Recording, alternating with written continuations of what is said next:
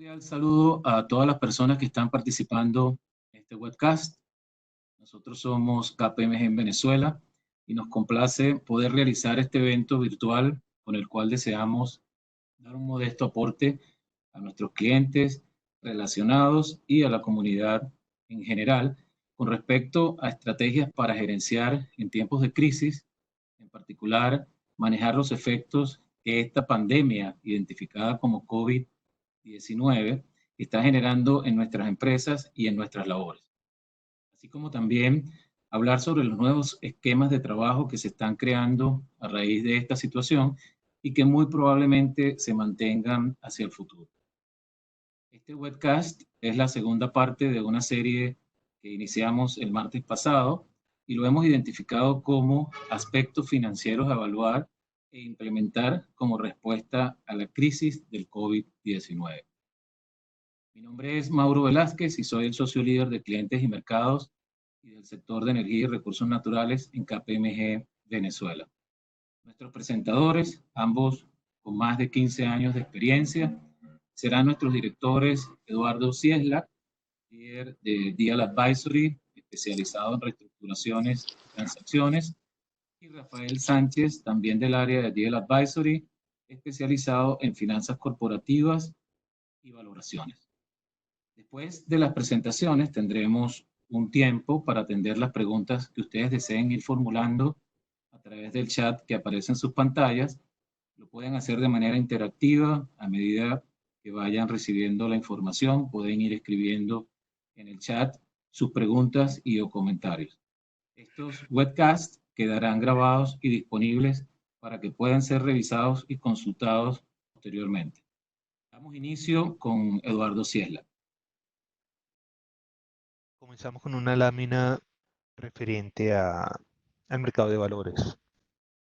Lo que queremos comentar sobre el mercado de valores es y la fuerte baja que los diversos activos han presentado, es su asociación con la incertidumbre, no solo la incertidumbre económica, pero sobre la resiliencia de las empresas ante la crisis. Se está poniendo entredicho los modelos actuales de negocio, se está poniendo entredicho la capacidad y la manera en que los consumidores van a cambiar sus hábitos de consumo al tender a volverse más conservadores debido al incremento de la percepción de riesgo, ¿no? Tenemos también una guerra petrolera que está afectando los precios del petróleo. En el caso de Venezuela, eso es una variable fundamental. Estamos hablando de que hace unas semanas la recesión esperada global se hablaba que tendría una forma de V, que sufriríamos una baja considerable, pero en un plazo no tan largo nos recuperaríamos. Ya en este momento se habla de una recesión en forma de L, en la cual caemos y comenzamos de un nuevo nivel buscando y en unos plazos mucho más largos eh, volver a los niveles que tenía nuestra economía antes de toda esta crisis, ¿ok? Por supuesto, bueno, también tenemos que el consumo no discrecionario ha estado muy afectado, el consumo de la energía y petróleo ha disminuido drásticamente. En Venezuela el sector petrolero tiene una fuerte correlación con la economía, ¿no? Existen estudios desde hace tiempo, ¿no? Que señalan que la inestabilidad de los precios del petróleo afecta negativamente la inversión, el gasto privado, los ingresos fiscales y el gasto público. El efecto sobre Venezuela no solo será vía esta crisis asociada al virus, ¿no? Pero también por el efecto de los bajos precios del petróleo, ¿no? Em, También hay otros factores quizás temporales, pero que también estimamos van a afectar y están, por ejemplo, el problema con la gasolina y bueno, y otros elementos que quizás estamos conviviendo con ellos, pero se pueden podemos ver deterioros quizás en los servicios públicos, etcétera, ¿no? Todo esto, por supuesto, estoy hablando que va a suceder en un corto plazo, ¿no? Ya con una visión más a futuro, sí esperamos que exista recuperación y un potencial especial en el caso de Venezuela, ¿no? En este sentido, y por lo dicho, por lo mencionado anteriormente, eh, nuestra recomendación es la adopción de manejos financieros operativos con miras a establecer mecanismos para afrontar la crisis. Y el manejo en crisis, en términos de caja, capital de trabajo y pronóstico, eh, tiene una serie de pasos, ¿no? Voy a comentar algunos, otros están expuestos en el material. Em, pero primero está, por supuesto, sufrir las deficiencias que existen en los procesos que actualmente utilizamos para el manejo, la gestión y el pronóstico del efectivo del capital de trabajo. Eh, Conocemos, no solo a nivel global, pero localmente, que existen fuertes debilidades en los procesos de pronóstico. Normalmente el pronóstico de corto o mediano plazo son imprecisos. Son más una apuesta que busca satisfacer las metas acordadas, más que apuestas basadas en tendencias, modelos econométricos de la demanda, resultados de pruebas de estrés sobre variables importantes que afectan el desempeño de la empresa, como por ejemplo la pérdida de un proveedor, la falta de empaques, etcétera, ¿no? Estas debilidades en crisis dificultan la gestión.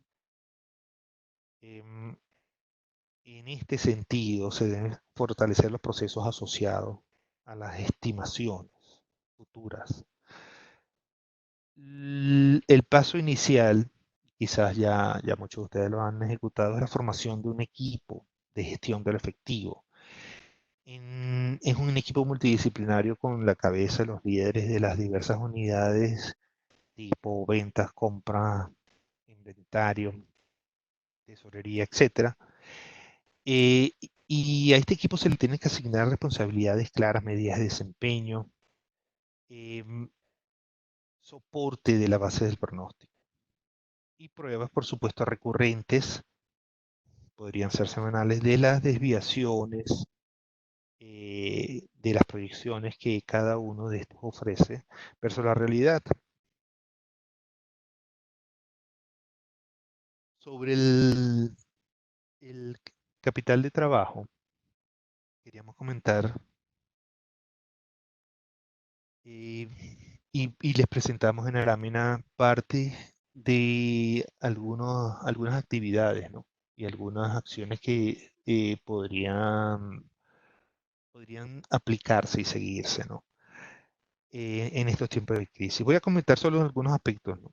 Cualquier duda o comentario sobre otros puntos lo pueden realizar por el chat y nosotros les responderemos en la brevedad posible. Em, una de las claves de manejos en crisis es el detalle, es el determinar ese famoso 20-80, ¿no? Ese 20% de los clientes, por ejemplo, que nos generan el 80% de ingresos y realizar un análisis exhaustivo de la situación de estos clientes, de su comportamiento pasado, de las variables que afectan sus ingresos, gastos, costos y partidas relevantes, ¿no? De modo de nosotros poder modelar y conocer cómo ellos van a estar afectados, ¿no? Y cómo entonces nosotros seremos afectados. Eh, por supuesto,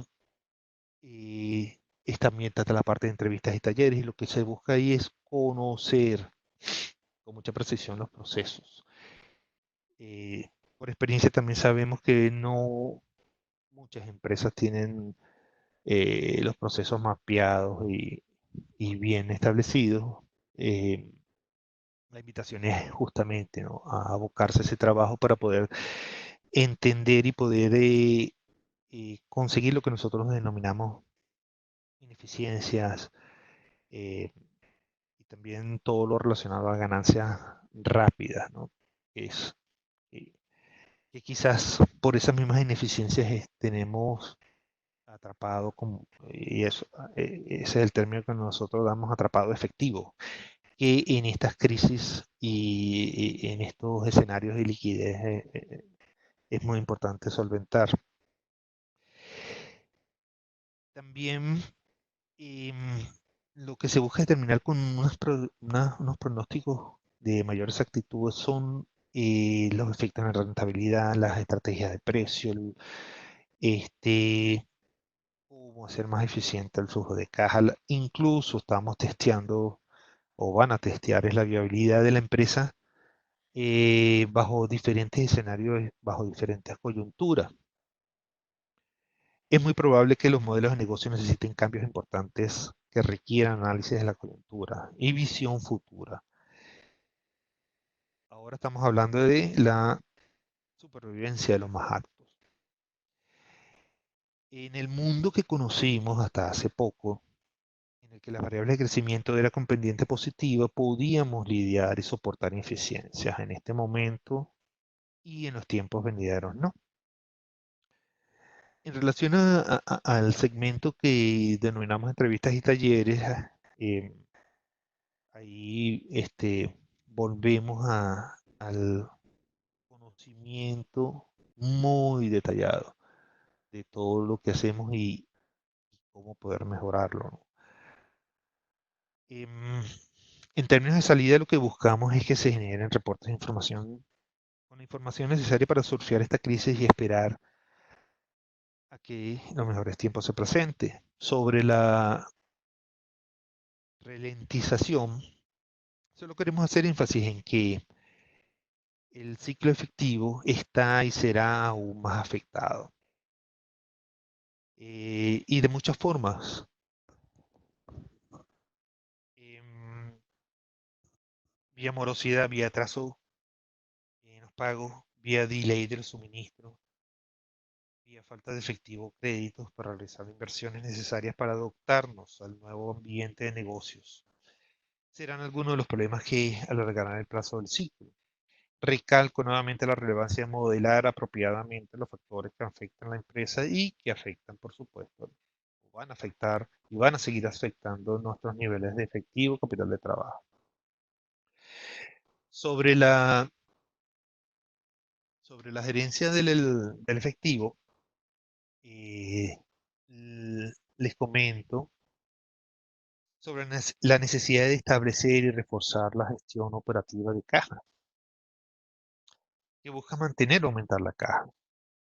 El reto es lograr un equilibrio entre caja y rentabilidad en tiempos tan volátiles. Nuevamente, el modelaje es la clave. También importante es el manejo del efectivo disponibles a través de la creación de nuevas reglas, a través de priorizar el uso, a través de autorizaciones quizás más cerradas en cuanto a el uso del efectivo y todo lo concerniente a los pagos a realizar.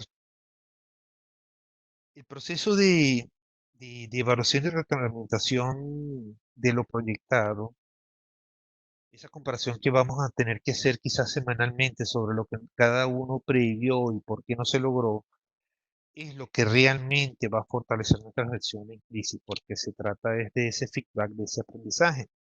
Otro punto a tomar en cuenta es el manejo táctico del efectivo, escudriñando el balance general para establecer cómo podemos obtener efectivo. Todo lo que pueda ser vendido podría ser el momento de hacerlo. La prima de riesgo puede seguir creciendo y por lo tanto el valor de los activos cayendo. Aquí hay algo bien interesante y es un reto quizás para el equipo legal de sus empresas, ¿no? Y es que este equipo legal junto con el equipo financiero tienen el reto de facilitar y soportar nuevas vías de obtención de efectivo vía alianzas estratégicas, clientes mayoristas proveedores, vía la agilización y la inclusión de nuevos participantes en el capital de la empresa, vía pagariente privados, vía instrumentos estructurados que ofrezcan un rendimiento atractivo para los tenedores de fondo.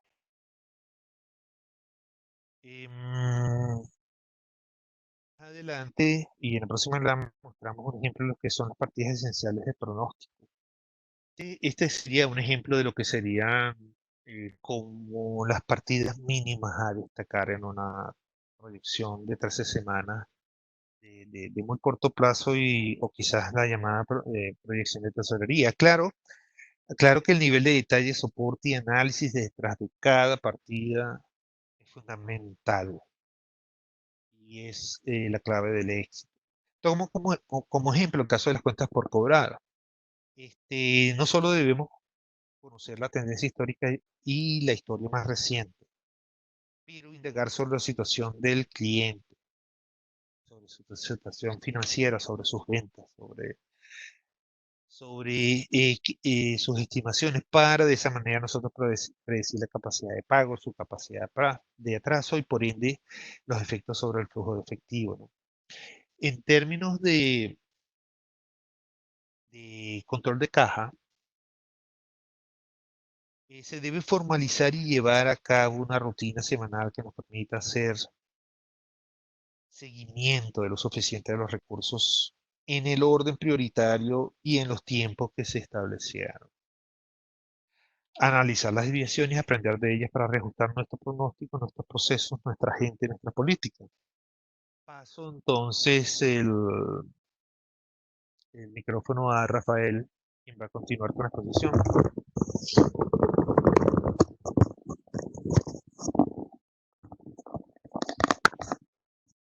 Buenos días. Básicamente con lo que ha comentado Eduardo durante la exposición, debemos planificar la caja o debemos planificar nuestro negocio no con base al devengo o al ingreso, sino con base al efectivo o la caja disponible que necesitemos. Con base a esto, las mejores prácticas lo que buscan es planificar adecuadamente el efectivo y la gestión de la empresa. Esto para tener una base sólida de decisiones y que sea de celeridad en la toma de decisiones. No es que esperemos a que un evento pase y no tengamos la capacidad de predecir futuros eventos, ¿ok? O futuras crisis. Adicionalmente, es importante que tengamos claro cuáles son los disparadores que nos dan un evento de crisis. Normalmente es una planificación de poca fiabilidad, donde los resultados no se toman en cuenta o donde los resultados no son bien pronosticados, donde el financiamiento corporativo es inminente, es decir, hay una emisión de préstamo y la única forma que tenemos es llegar a nuestros niveles corporativos. Hay una fusión de adquisición planificada o pudiera haber una posibilidad de planificación y adquisición planificada de una empresa, un segmento de negocio, es decir, segmento de negocio que pudiéramos estar adquiriendo o segmento de negocio que pudiéramos estarnos expandiendo, continua disminución de ganancias o vertencia de ganancias y problemas en la gestión del capital de trabajo, como les mencionó Eduardo al principio de la exposición. Esto lo que hace es que tengamos una escasez brutal de liquidez a nivel presente y futuro, que es lo que nos estamos enfrentando hoy a la crisis del COVID-19 y a la crisis que presenta Venezuela desde el año 2012. Y esto tenemos que tener claro que debemos conocer nuestra estacionalidad. Y la estacionalidad cambia con cada uno de los procesos o cada una de las crisis que se nos van presentando. Las medidas que tomamos en la crisis de la caída de los precios del petróleo del 2014 no son las mismas que tenemos que tomar hoy. Para eso, los beneficios que pretende una función de caja eficiente, una función de pronóstico eficiente, una planificación eficiente y robusta es transparencia de la gestión. Pues nos tiene que ver planificación sólida y confiable, operaciones estratégicas, es decir, no dejar la parte estratégica fuera por el tema operativo que tenemos hoy, una evaluación de riesgo, que lo vieron en el anterior webcam, es importante para obtener desde el punto de vista de comunicación, desde el punto de vista de planeación y planificación estratégica, todo lo que puede atacar a nuestra compañía y una transparencia para el mercado de capitales. El mercado de capitales es la fuente de futura de financiamiento debido a los grandes problemas que tiene el mercado venezolano. Acá lo que se nos presenta es, mira, básicamente la planificación y los cálculos de estimación. Debemos planificar todos los sectores del negocio, desde la parte de ventas, producción. La parte de recursos humanos es una de las más fuertes que tenemos que planificar. Debemos tener la cantidad de personas necesarias y bien preparadas para obtener buenos resultados y sobrevivir a la crisis y ver hacia los próximos 3 años. Debemos planificar nuestras inversiones, quizás desinvertir en unas áreas e invertir en otras. Planificación de las compras y evidentemente la planificación financiera como mostramos anteriormente. Para eso tenemos 3 elementos importantes de la planificación estratégica. La planificación de cuentas de pérdidas y ganancias, todo lo que es nuestra rentabilidad, que lo vamos a ver más adelante. La planificación de balance, que ya lo mostró Eduardo. Y el flujo directo e indirecto de la caja. Desde el punto de vista de los estados financieros, ustedes pueden observar que un flujo de caja o un flujo de efectivo reúne estos 3 parámetros. Para la planificación financiera hay que hacerla de forma integrada o separada según el caso. Tienen que tener un horizonte a corto plazo mensualmente y con esta crisis que vivimos hoy semanal y diariamente, un horizonte de planificación a mediano plazo, una base desde el punto de vista de la doctrina tiene que ser anual, pero con nuestra crisis deberíamos hacerlo semestral y trimestralmente. La transición de medidas, debemos tener medidas de transición. Estas medidas no pueden pasar de 13 semanas. Ya vamos a ver por qué. Hay un caso base contra un caso de gestión, es decir, tu caso base como te viste en la semana 1 y tu caso de gestión como te estás viendo en la semana 5 a la semana 13. Ese escenario puede cambiar y es cambiante, de hecho. Los cálculos de escenarios y un mejor o un peor caso que se pueda estimar, como dijo Eduardo anteriormente también, es ver los escenarios que necesitamos a futuro, pero un futuro primero en el corto plazo que no debe pasar de 13 semanas. Acá lo que se nos observa es un ejemplo donde la empresa, como observan, tiene un presupuesto solo de 13 semanas. ¿Por qué de 13 semanas? Básicamente, en la doctrina de las crisis, las primeras 4 semanas son para solventar puros temas operativos. Las siguientes 4 semanas, de la 5 a la 8 o de la 5 a la 9, depende del caso, es para solventar temas de planeación táctica. Es decir, las compañías pueden cambiar su táctica que tenían al principio del año en una época de crisis, en tan solo 8 semanas.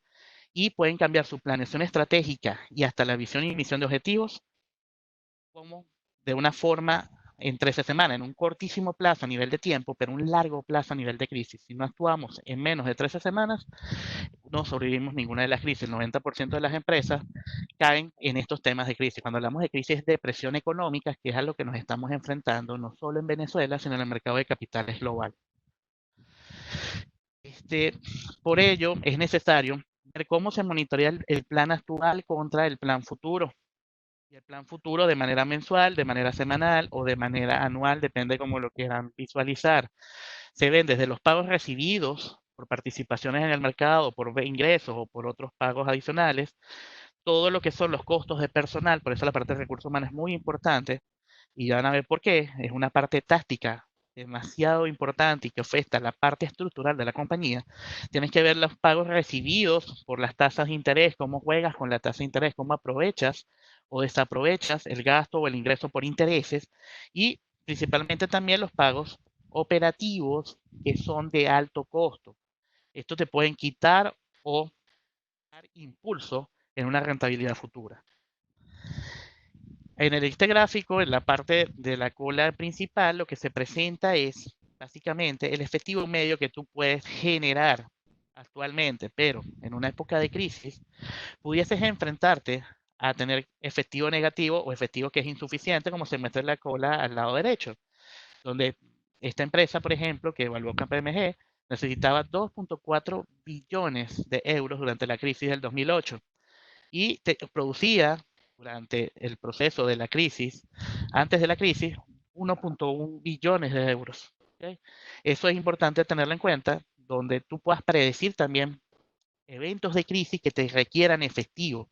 No solamente predecir el mejor escenario, también predecir el peor, porque esto te puede anticipar o a pedir distintas alianzas de financiamiento, ya sea con entidades e instituciones financieras, que en el caso de Venezuela es poco probable, alianzas estratégicas, fusiones o adquisiciones de otras líneas de negocio que te permitan dar rentabilidad, o adicionalmente también alianzas estratégicas donde tú separas procesos de tu negocio que no son rentables por tu estructura y se los cedes a otros por un tiempo determinado. Ejemplo, los convenios Ecopacking que hacen algunas empresas de bebidas para mantener su marca en el mercado. De allí pasamos a las premisas de rentabilidad.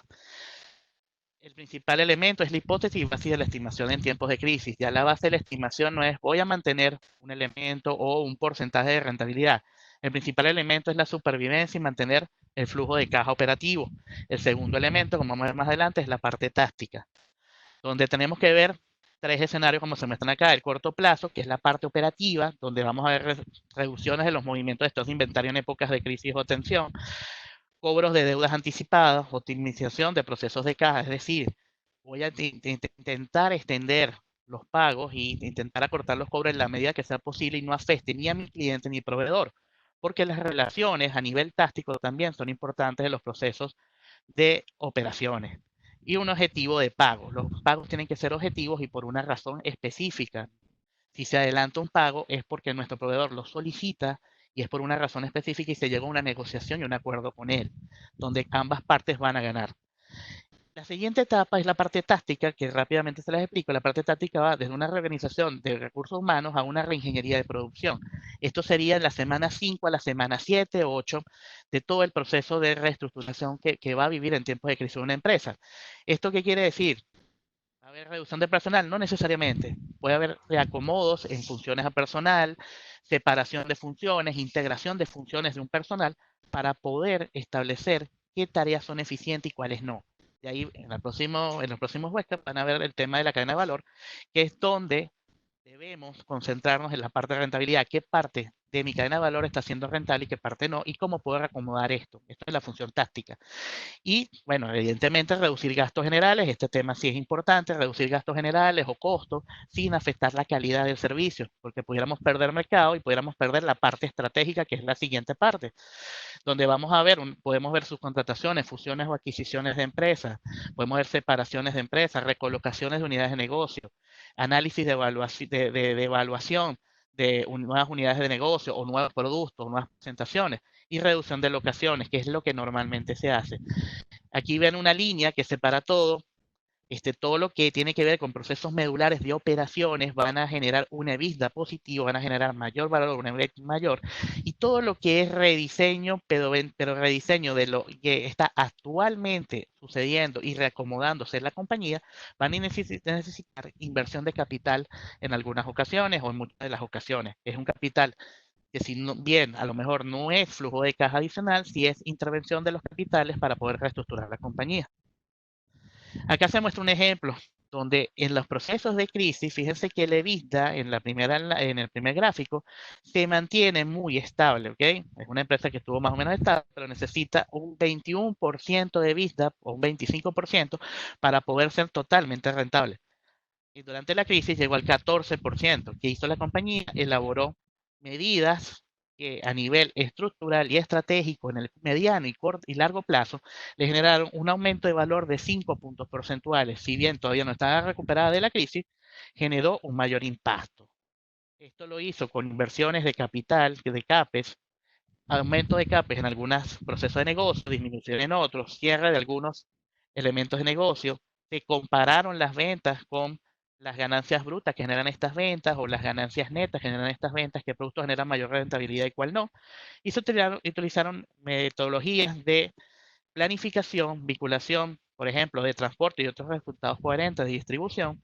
Y adicionalmente, también se revisaron los indicadores de gestión. Los indicadores de gestión normalmente no son adaptados para cada compañía, no son uniformes en todas las compañías, son más bien adaptados para cada compañía para poder establecer un elemento de comparación y un elemento de control interno importante. Y para esto se utilizaron herramientas de evaluación comparativa.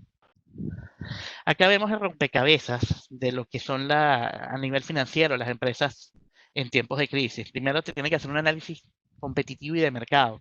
No podemos dejar de partir de allí para poder analizar cómo fuimos en el pasado y cómo nos podemos normalizar. Y la primera La primera pieza del rompecabezas que no tiene título es cómo estamos hoy. Tratamos de encajar todo esto para decir, bueno, en primer lugar, tengo que hacer una adhesión planificada o una comparación con el presupuesto, cómo estoy hoy, para poder decir cómo puedo llegar al pasado, cómo lo hice en el pasado, cómo fue mi elemento del pasado para llegar al actual comercio que se va a ver en las próximas 13 semanas o en los próximos años. De hecho, tiene que verse los drivers que generan valor en la cadena de valor y cómo comparas las expectativas que tiene el mercado acerca de ti hoy. Cómo fueron los efectos de economía de escala en el pasado para poder ver qué inversiones o qué desinversiones, depreciaciones tengo que revisar y poder hacer una comparación con mis pares.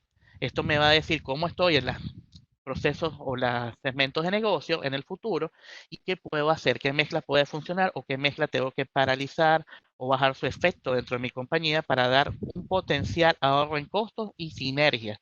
Y adicionalmente menciona separaciones para poder hacer alianzas estratégicas. Eso es algo que lo vamos a ver mucho en este tiempo de crisis.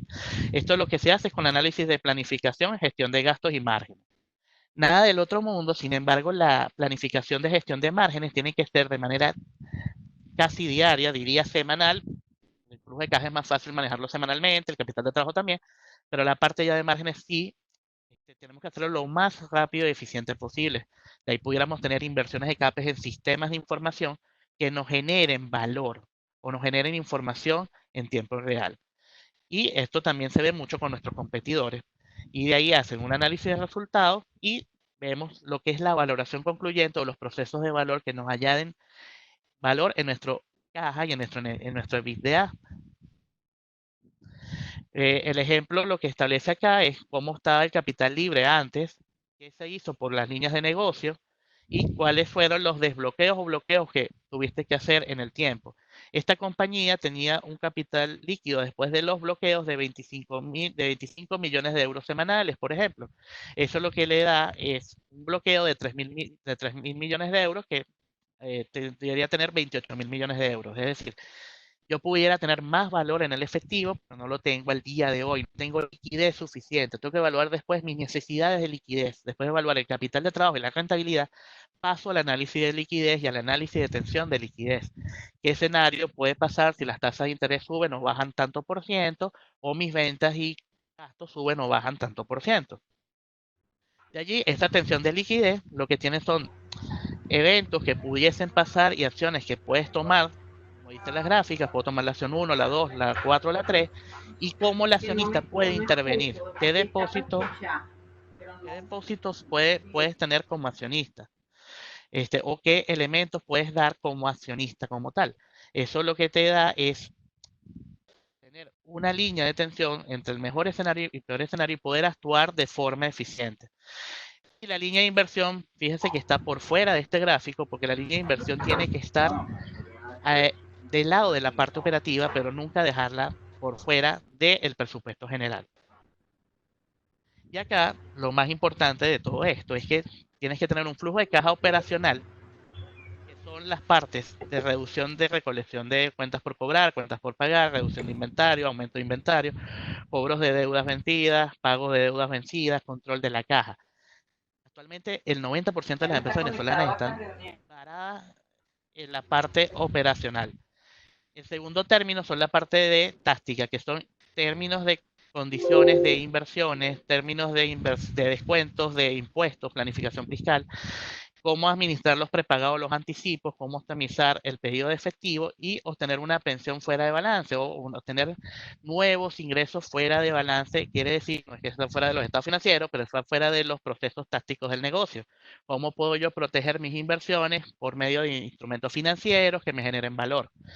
Introducir los KPIs de efectivo. Estamos muy acostumbrados a KPIs de devengo, debemos tener KPIs también de procesos de efectivo, inclusive muchas empresas se van a enfrentar al dilema de una contabilidad con base a efectivo por el tema de las cobranzas. Allí lo que tenemos que hacer es agrupar todos los procesos que afectan a nuestra caja y a nuestra rentabilidad y ver cómo pronosticamos la parte del efectivo en el mediano plazo. Eso nos va a llevar a procesos, canales de producción y logística intensivos de capital a nivel estructural. Esto ya a partir de una octava, novena semana y ajustar los procesos de caja.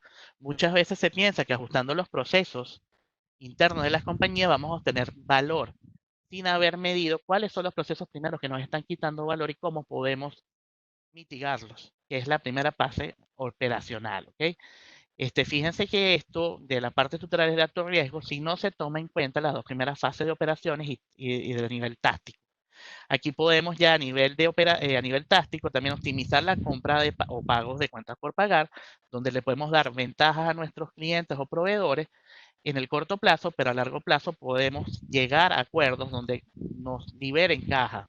¿Qué quiero decir con esto? Por ejemplo, si quieres acortar tus cuentas por cobrar, no los puedes acortar de golpe.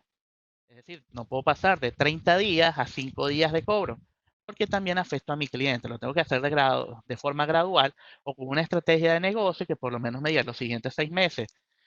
Yo voy a tener un financiamiento donde con este financiamiento yo lo que voy a hacer es seguir con los días de cobro o aumentarte los días de cobro, es decir, puedo llegar a 60 días y los siguientes cobros después del sexto mes te los puedo cobrar a 5 días, así no afectas ni tu caja ni mi caja. Evidentemente eso tiene una tasa de interés intrínseca donde vamos a poder negociar la tasa y puedo tener una ganancia también por la tasa de interés sobre contra el préstamo y contra la cuenta por cobrar. Y de allí vienen también los procesos de reestructuración de deuda, reestructuración de operaciones, incentivación de la gestión de caja y la gestión de partes de comunicación y rendimiento en efectivo, es decir, cómo yo comunico cambios de política a mis interesados que no afecten su negocio. Eso me va a llevar a muy largo plazo a cambiar el modelo de negocio. Voy a decir, si meter unidades de negocio que queman efectivo, voy a invertir en otras que dan efectivo y voy a ajustar la cartera de productos, es decir, un diseño de producción adecuado a nuestra economía de escala y a nuestro consumo interno. No sé si, bueno, podemos pasar a la ronda de preguntas y respuestas. Sí, muchas gracias a Eduardo y a Rafael por la presentación. Ya vamos a iniciar entonces la sesión de preguntas. Acá yo tengo 4, varias.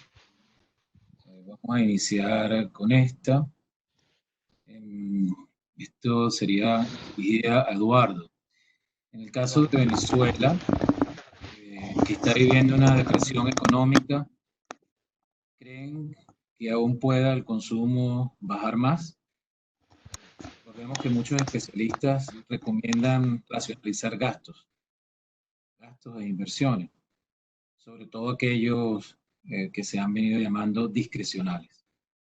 Lo que nosotros vemos y como en algún momento de la exposición planteé, es que durante las crisis la adversión al riesgo, por supuesto, que aumenta. Los consumidores se vuelven más conservadores. Em, eh, Afuera denominan a los sectores no discrecionales como los que quizás, y son sectores defensivos, son los que quizás puedan verse menos afectados, ¿no?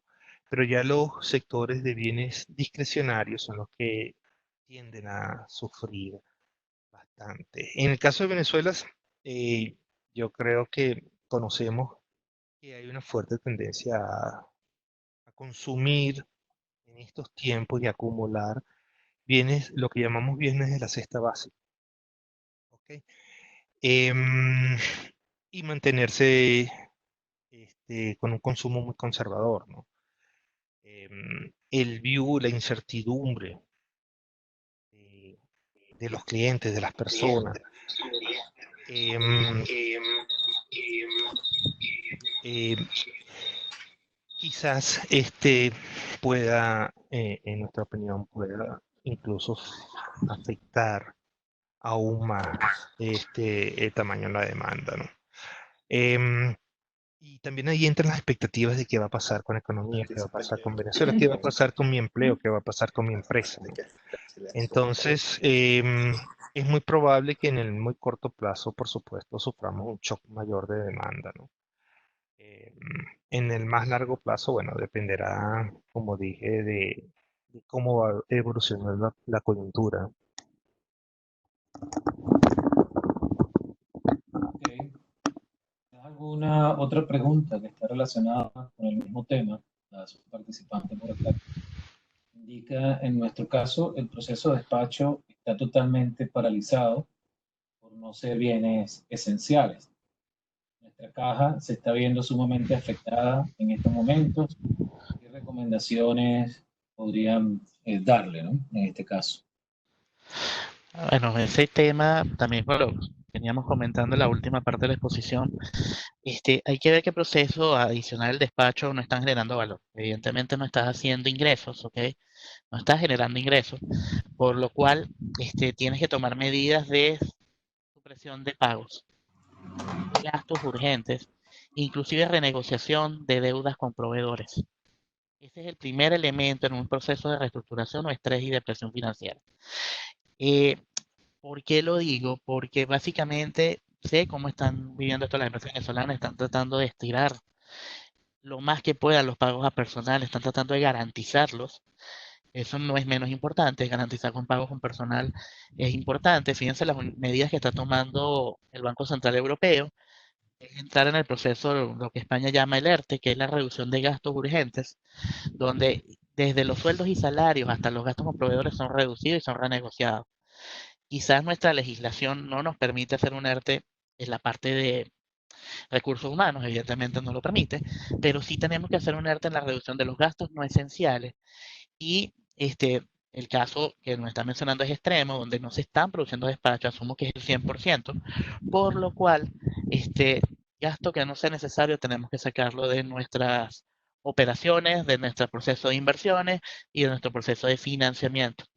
Inclusive va a llegar el proceso donde es importante manejar una posible inversión de capital para poder hacer subsistir a la empresa, una posible alianza con otro inversionista o una posible fusión o una posible función con un tercero que te oxigene la caja y que te permita ver hacia el futuro. Financiamiento con la banca privada vemos poco probable por la tensión financiera que está viviendo el sistema bancario venezolano, por lo cual tenemos que también podemos estar en emisiones de deudas privadas, quiero decir emisiones en la bolsa de valores, pero sí, es un proceso parecido, donde entes privados te pueden oxigenar la caja para las futuras operaciones. Este proceso de estrés prácticamente tiene paralizado el 70% de la economía mundial, por lo cual tenemos que buscar alternativas para obtener caja urgente, ¿no?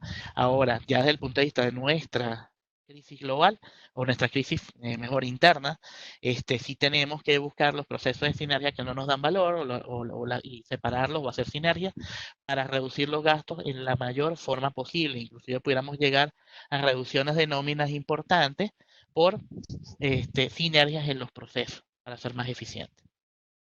Ok. Rafael, otra pregunta, en este caso vinculada también a la sección de premisas de la rentabilidad. Voy a tratar de agrupar aquí tres preguntas que están relacionadas con el mismo tema, ¿no? Un participante pregunta, si el énfasis es sobrevivir, que fue lo que destacamos en tu presentación, ¿cómo Sí. hacerlo sin arriesgar que mi negocio pueda caer en los supuestos de negocio en marcha o llegar a quebrar, ¿no? Ese negocio? Y aquí se vinculan otras, ¿no? Por ejemplo, ¿cuál debería ser la estrategia de precios más apropiada en un tiempo como este, donde obviamente muchos clientes empiezan a pedir descuentos, ¿no? Porque Sí. también la empresa busca solidarizarse con sus clientes porque todos estamos padeciendo de esta crisis. Y la tercera, que se vincula con este mismo grupo, ¿no? Y también relacionada a la incertidumbre y el post-COVID-19, ¿no? ¿Qué va a pasar? ¿Cuál es el next normal? Como muchos los han venido llamando. Es una que dice, bueno, ¿cómo administrar costos de los productos versus márgenes de rentabilidad? Cada entidad está buscando márgenes de rentabilidad razonables, ¿okay? Pero obviamente en estos tiempos, sobre todo cuando tú mencionas, bueno, sacrifico por sobrevivir. Obviamente el tema ahí clave es cómo manejo mis márgenes de rentabilidad. La idea tampoco sería que la empresa sacrifique, o sea, o que la empresa al final se perjudique por estar vendiendo por debajo de lo que puede ser su punto de equilibrio, es decir, vendiendo a precios más bajos que no les permiten obviamente recuperar sus costos, ¿no? Entonces, toda esta pregunta, varias en una sola, relacionadas con las premisas de la rentabilidad. Sí, fíjate, ahí hay un proceso importante. Estamos en una crisis que va a llevar a una depresión futura, ¿ok? Quizás este no es el crack que esperamos, pero sí, este, ahí hay que establecer primero que tenemos que generar valor. O sea, nuestros procesos internos, nuestra producción de producto, valga la redundancia, nuestra generación de productos, de servicios, tienen que generar alguna rentabilidad para mantener lo que tú mencionaste en la parte final de la pregunta, el margen o el punto de equilibrio. ¿Okay? Ese punto de equilibrio nos tiene que generar ingresos operativos suficientes para mantener todo el negocio en marcha, para no generar pérdidas que sacrifiquen el patrimonio del accionista, inclusive el funcionamiento de la compañía. Para ello tenemos que revisar y hacer un análisis exhaustivo, como mencionamos al principio de la producción, de todos los procesos financieros que nos generan o no valor. Hay que ser muy objetivos, hay que no llevarnos por los escenarios más optimistas, tenemos que ser más bien realistas e inclusive manejarnos en escenarios pesimistas porque la situación pudiese empeorar, todavía no la hemos pasado. Por lo tanto, tenemos que primero revisar los procesos que generan valor, qué procesos están generando quema de efectivo, lo que llama la teoría quemar efectivo, quemar billetes, quemar dinero, o salidas no controladas del efectivo, las dimensiones de nuestro negocio, qué dimensiones tenemos que tener. Debemos agrandarnos y arriesgarnos a tener mayor número de operaciones porque hay mercado para ello, como vimos en una de las láminas. Tenemos que conocer nuestro mercado. Inclusive hay un ejemplo muy básico, nuestro Producto Interno Bruto solamente puede aguantar a un tercio de la población y quizás menos. Por lo cual tenemos que estar conscientes que en los próximos años nuestro mercado va a decaer. Muchos se preguntan, ¿es el fondo de la crisis? No, no es el fondo, puede ser mucho peor. Pero si estamos tocando el piso en el sentido de que esto es lo que podemos producir con lo que tenemos instalado, estas son las unidades que generan valor, tenerlas en cuenta, qué unidades pueden generar valor y qué procesos de financiamiento e inversión externa puedo obtener por mis socios comerciales. Uno de los socios comerciales puede ser un proveedor o un cliente. Y ahí viene el punto importante, ¿qué hacer con los clientes o los proveedores que me piden pagos anticipados, los clientes que me piden descuentos? Y en la medida de lo posible negociar con ellos y darle algún descuento o alguna ventaja. Sí se puede hacer. ¿Por qué lo digo? Y lo dijiste muy bien en la pregunta, porque en estos procesos de depresión económica, las principales alianzas comerciales que salen en el futuro y los principales consorcios que surgen en el futuro son de alianzas comerciales, en donde un cliente necesitaba un descuento o alguna ventaja, donde mira, no me pagas hoy, pero con una tasa de interés donde yo pueda satisfacer el flujo de caja que voy a tener que pedir externamente, que tú me pagues en el futuro, yo puedo sobrevivir. Ok, mira, no te pago hoy, pero te pago un interés de tantos por ciento para los próximos 6 meses y te pago en 6 meses. Y eso te puede oxigenar. Es uno de los ejemplos que se usa mucho en la teoría. Otro pudiera ser, mira, no te pago en 5 días, pero te puedo pagar en 25. ¿Soportas ese estrés financiero? Tenemos que tener la capacidad técnica de decirle sí o no en menos de un minuto, una hora. Cuando nos comprometemos a un pago, cumplirlo desde el punto de vista de nuestro proveedor. Cuando el proveedor se compromete a recibirnos un pago, también él cumplir el recibo de pago. Es decir, si él me dijo 60 días, que él cumpla los 60 días y yo pagarle los 60 días. No llegar y decir, bueno, me tienes que pagar los 45 porque tengo estrés de caja. Ese tipo de cosas hacen que las empresas tengan un oxígeno, aunque sea tonto, de 15, de 20 días, es importante. De hecho, como mostró Eduardo en la ralentización del efectivo, normalmente el efectivo se ralentiza en las crisis 28 días más. Entonces, si tú generas ese valor al cliente, donde no ralentice sus procesos y el proveedor también tener ese valor, vamos a hallar una alianza comercial importante, ¿no? Y el otro punto es la rentabilidad. ¿Cómo mantener los márgenes y los costos? Primero hay que hacer un buen análisis de los gastos y costos. Es lo primero que tenemos que hacer para obtener un precio que nos genere valor. El punto es, y en Venezuela se ve mucho por el tema de la incertidumbre, que a veces anticipamos el precio de un inventario futuro por el tema del tipo de cambio y la inflación, y no nos damos cuenta que eso nos puede hacer perder mercado. Nos puede hacer perder mercado porque a lo mejor hacemos un precio mucho más elevado que nuestros competidores o inclusive a nivel internacional. Eso lo que nos dice es, mira, tenemos que tener herramientas que nos permitan predecir un precio en las próximas semanas que me dé el punto de equilibrio, quizás un poco de rentabilidad que oxigene el patrimonio de la compañía sin dejar de perder mercado ni calidad. Si tú pierdes calidad y mercado, estamos en vistas de un proceso que nos va a hacer perder valor en los próximos 2 meses. Un aspecto importante de lo que mencionas, Rafael, sobre todo en las alianzas con clientes. Recordemos que son tiempos de crisis, la solidaridad aquí es fundamental. Y cuando pensamos en el post-COVID-19, recordemos que las alianzas que podamos tener en este momento, la solidaridad que podamos tener con nuestros clientes, van a desarrollar fidelidad, ¿no? Hacia adelante. Eso es un aspecto fundamental. Oye, tenemos unos minutitos todavía. Voy a tratar de hacer 3 preguntas en una. Un participante pregunta sobre los estimados de flujo de caja en bolívares cuando tienen componentes importantes en dólares. Obviamente, si lo hacemos en bolívares se dificulta mucho más nuestra estimación o el manejo apropiado de caja, pero sería bueno que dieras un comentario al respecto.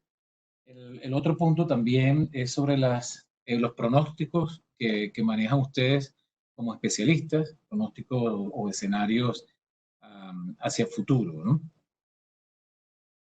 Nos permitan coberturar el riesgo del tipo de cambio. Si generamos puros bolívares, por ejemplo, tenemos que hacer instrumentos como forward o swap que nos den cobertura de ese cambio, de ese tipo de cambio, ¿ok? En el proceso de inflación es un poco más complicado. ¿Okay? Sabemos que el Estado venezolano toma en consideración elementos distintos en la medición del INPC que se toman habitualmente en un proceso, vamos a decir, de libre mercado, pero tenemos que tener la capacidad de escuchar expertos economistas, econometristas, que nos den ese valor subyacente de la inflación y cómo pudiese actuar.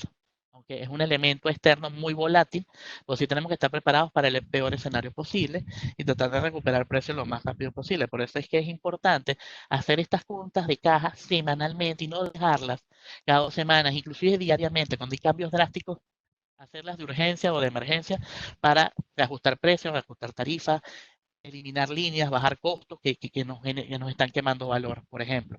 Desde el punto de vista del tipo de cambio, sí podemos hacer más elementos como hacer coberturas, instrumentos de cobertura que nos permitan manejar esos bolívares y transformarlos en dólares, unos instrumentos derivados. Esos instrumentos, de hecho, ya hasta a nivel contable son de una forma adecuadamente tratada, ya se conocen la mayoría. No caer en inversiones de alto riesgo, por ejemplo. Voy a nombrar unos como las criptomonedas, son de alto riesgo. Si puedes invertir en ellos, puedes invertir en ellos en dinero que no esté destinado a la operación, sino dinero que esté sobrante, por ejemplo, pero no en dinero que ponga en riesgo la operación.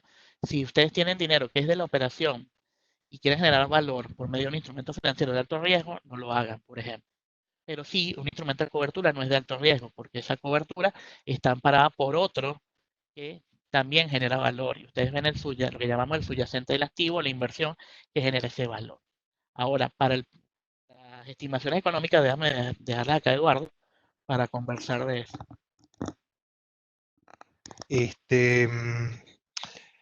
Sí, bueno, como planteé antes, ¿no? O sea, verdad que en términos de lo que se espera a nivel macro, ¿no? Y los efectos sobre las empresas y los efectos sobre el flujo de caja,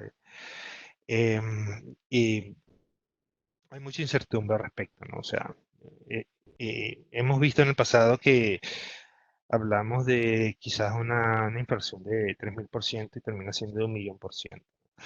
Em, Ahorita, en verdad que es temprano para dar números exactos, pero lo que sí sabemos es que vienen tiempos duros y, como expresé anteriormente, vienen tiempos de caída la demanda, viene tiempo de reorganizar, reestructurar el negocio, de adaptarlo a lo que viene, sin, por supuesto, dejar de ver que también y en algún momento, y quizás en un horizonte más allá de un año, se presentaría una recuperación. Y otras cosas que también mencioné complementando lo de Rafael, es que en Venezuela todavía no se ha desarrollado. Incluso entiendo no hay un marco legal muy fuerte para lo que son los préstamos entre privados, ¿no? Esto es un mecanismo que quizás, como mencioné anteriormente, ¿no? Si se hace un esfuerzo, quizás se pueda crear un mercado rápido y, y de esta manera poder manejarse en términos de quienes tienen esos excedentes de fondo, porque sabemos que hay empresas que generan muchos bolívares, incluso en las actuales circunstancias, o han acumulado muchos bolívares, puedan hacer uso eh, de ese efectivo. Ellos reciben un ingreso financiero y la otra parte cubre sus necesidades y déficit de caja, ¿no? Por supuesto que para eso y para entrar en ese tipo de acuerdos, el tener un business case en el cual tú demuestres la viabilidad de tu empresa, ¿no? Y los cambios que tú esperarías hacer y los efectos, como mencioné antes, de los efectos y los posibles escenarios futuros, em, de modo que tú puedas demostrar que tu empresa va a ser viable con los cambios que tú prevés hacer, va a ser importante, ¿no? Ya que bueno, ese va a ser el único mecanismo y quizás va a ser la manera tú de invitar y de motivar a esa persona que tiene excedentes de fondo eh, para para que invierta en ti. Vamos ya a hacer las dos últimas preguntas, las voy a hacer de manera consecutiva para que ustedes puedan responderlas y después despedimos el webcast. Un cliente me escribió por privado lo siguiente. Se estima que en Venezuela el Producto Interno Bruto caerá 20% este año. A marzo la inflación anualizada se estimó en 3.365%, en un contexto de alza del dólar, que durante la cuarentena ya ha registrado una devaluación de 37% sobre el Bolívar, aunado a que la cesta petrolera ha perdido 71% de su valor en lo que va de año. ¿Qué otras formas de financiamiento en Venezuela y mecanismos de cobertura? Ya Rafael habló un poco de los mecanismos de cobertura, sería enfatizar acá, para proteger mi empresa y mi gente en tiempos de COVID-19. Y la segunda pregunta, importante también acá, es cómo puede ayudar el auditor interno o nuestro departamento de auditoría interna a minimizar los riesgos financieros, ¿no? A estar también, a unirse a una función contralora, ¿okay? Para ayudar en el manejo de los riesgos financieros. Entonces, después de responder estas preguntas, entramos ya después. Sí, bueno, la primera pregunta, ¿cómo puedes obtener un sistema de financiamiento? Lo que más o menos comentó Eduardo, un sistema de financiamiento privado entre empresas privadas, donde pueden ser clientes, proveedores, puedan invertir en tu compañía a través de instrumentos de deuda privados, no públicos. Esto también tiene las mismas regulaciones que los instrumentos públicos, pero con menor riesgo, es acuerdo entre partes, vamos a decirlo, asociadas por un elemento común, y obtener ese financiamiento. La otra forma es obtener un nuevo capital, nuevos inversores, que ahorita con los niveles de riesgo, y voy a ser realista acá, que tiene Venezuela es muy difícil obtenerlo. Y las otras son, y hay que tener mucho cuidado con estas, los llamados business angels, que se dedican a obtener inversiones en empresas pymes, que son ciertamente gente con capital, pero hay que hacerle su debido proceso de legitimación de capitales para generar confianza en el patrimonio de nuestra compañía y nuestros futuros inversores. Otras también son las empresas de inversión de capital, empresas que se dedican a comprar parte del patrimonio de compañías que están en crisis, y reestructurarlas, ayudar al proceso de reestructuración. Y una vez reestructuradas, ellos revenden las acciones o a su antiguo patrimonio o a un nuevo patrimonio, y ellos ganan un valor, un rendimiento por ese mayor valor que le ganaron a la compañía en ese tiempo. Y esos procesos van a durar de 3 a 4 años. ¿Okay? Eso es muy visto en Brasil, en Argentina, inclusive en Venezuela hay empresas incipientes que se están dedicando a comprar compañías para reestructurar su valor, y el primer comprador o la primera acción va a ser el antiguo capital. ¿Okay? Eso en el caso extremo que no te puedas mantener en pie. Hay que ser muy realista y va a pasar. Puedo decir, va a pasar, por lo menos el 40% de las compañías van a enfrentarse a ese elemento grave. Y el otro punto es cómo yo genero valor o cómo yo protejo el valor de mis activos por medio de inversiones o coberturas. Mira, fácilmente con swap, con stand-by de pagos, rápidamente, si genero puro bolívar, ir al mercado de, de valores y cambiarlo por inversiones que no son riesgosas para que me generen dólares o por moneda o tipos de cambio o monedas extranjeras, ¿no? Allí hay que tener cuidado, hay que tratar de cumplir todo el proceso de legitimación y todo el proceso de la ley de cambio, la ley de moneda extranjera en Venezuela para no generar un proceso de impasse en las compañías. A nivel de recursos humanos, sí hay que generar estrategias para mantener al personal lo más satisfecho posible, no contento, bueno, en esta situación nadie va a estar contento. Con el COVID-19 vamos a ver pérdidas de valores importantes a nivel mundial, ya se han destruido más de 20 millones de empleos. Ayer España destruyó 1,5 millones de empleos ya sin pasar la pandemia. Estados Unidos unos 12 millones, vamos a ver desempleo, por lo cual hay que generar políticas a nivel empresarial donde nuestros trabajadores estén produciendo, estén preparados, prepararlos para esta crisis, ser transparente en el proceso de información financiera, en el sentido de que debemos mostrarle a nuestros trabajadores cómo está la compañía, a qué nos enfrentamos, ser sinceros con ellos, y sí, evaluar bien a nuestros empleados. El empleado que no sea eficiente o no sea productivo, lamentablemente va a tener que recibir correctivos, ya sea en valor de su salario, inclusive pudiese llegar a prescindir de él, hay que ser muy comedido en esto. Y bueno, avisorando este tema que la caída del valor del Producto Interno Bruto va a ser más de 20%, sobre ya 20% y 15% que se han dado en los últimos años, esto nos va a dejar en una situación que vamos a tener un Producto Interno Bruto que va a representar el 10% de lo que teníamos hace 20 años. Una economía que cayó ya 90% de su valor en 20 años o más, inclusive.